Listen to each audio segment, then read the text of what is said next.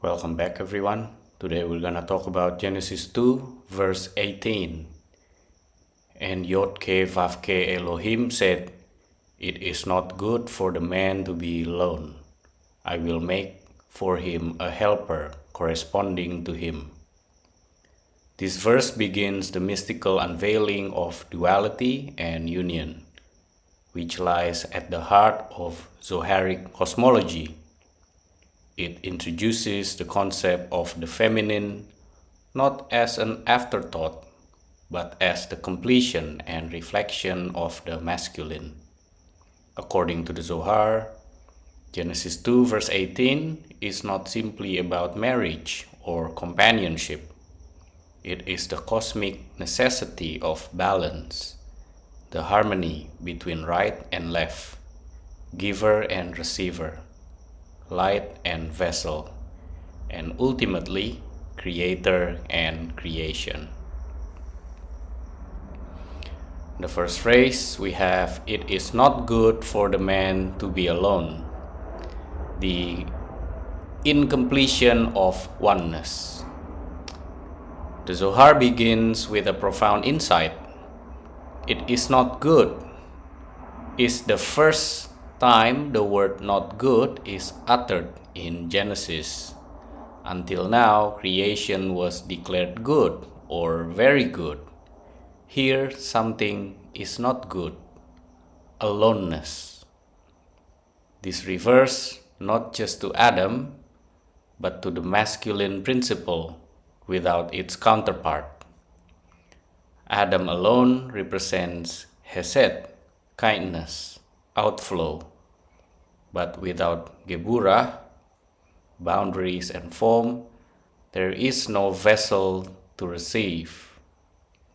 Thus, the Zohar teaches, the male without the female is like the sun without the moon, a body without a soul. The mystical reading behind this verse is Adam as the unified androgynous being. According to the Zohar and Midrash, Adam at this point was a two-sided being, containing both masculine and feminine aspects, fused into one body, like the letter Aleph in Hebrew, which contains two yuds joined by a vav. The separation of Eve is not the creation of a new being, but the revelation of what was already hidden. This verse initiates that unfolding of polarity necessary for the drama of union and the tikkunei zivuk, which is rectification through union. Before they are two, they are one. After they are two, their union becomes even higher than their original state. Zohar Bereshit 34b. The next phrase we have, "I will make for him a helper," the role of the feminine force. The Hebrew term used is ezer, which means helper. But the Zohar emphasizes this is not a subordinate role, but a spiritual equalizer. The feminine force, which is Binah and Shekinah, becomes the mirror through which man knows himself, the channel through which light descends into creation, the vessel that receives, contains, and elevates masculine energy.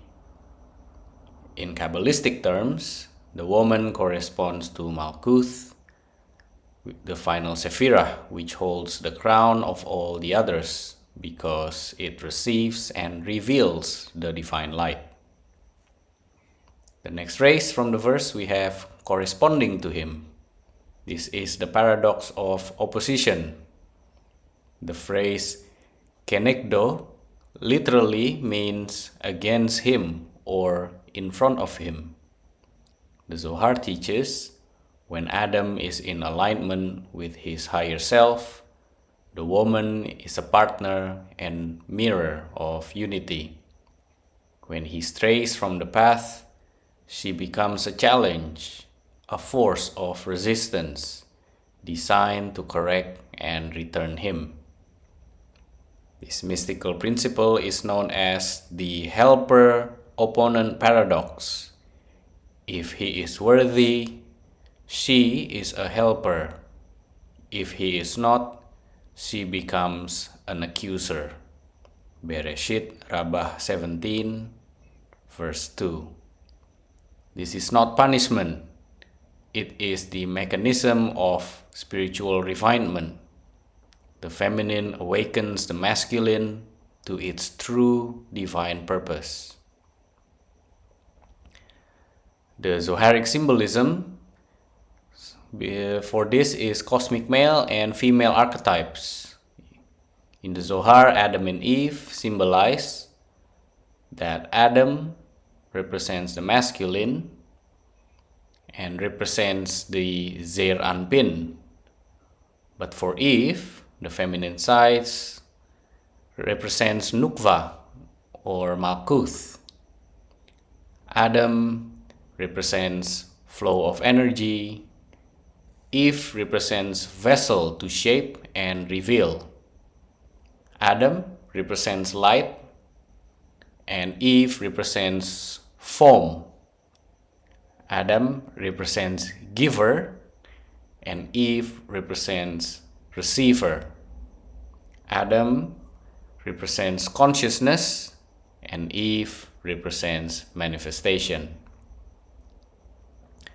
This verse thus introduces the core structure of the universe, not hierarchy, but interdependence, where the masculine and feminine are two halves of a divine whole.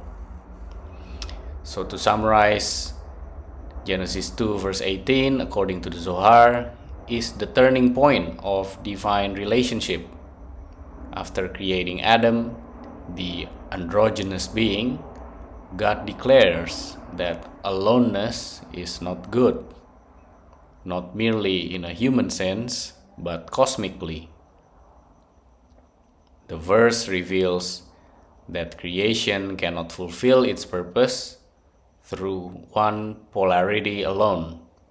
The masculine energy of bestowal must be balanced by the feminine vessel of reception.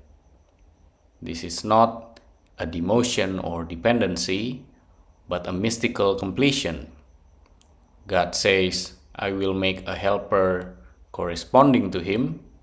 The Zohar explains that this helper, Kenegdo, can function as both partner and resistance, depending on the state of spiritual alignment. The feminine force is the mirror of truth, revealing and refining the masculine. This is not just about two people, it's about the fundamental structure of creation, the interplay of giver and receiver, of consciousness and form, of light and vessel. To be alone is to remain incomplete, disconnected from reflection and growth. To receive the helper is to enter sacred relationship, not only with another, but with the divine presence itself, which always appears kenegdo, in front of us, challenging us, inviting us home. That's it for today. Thank you very much for your donation. Be blessed, everyone, and I will see you on the next episode.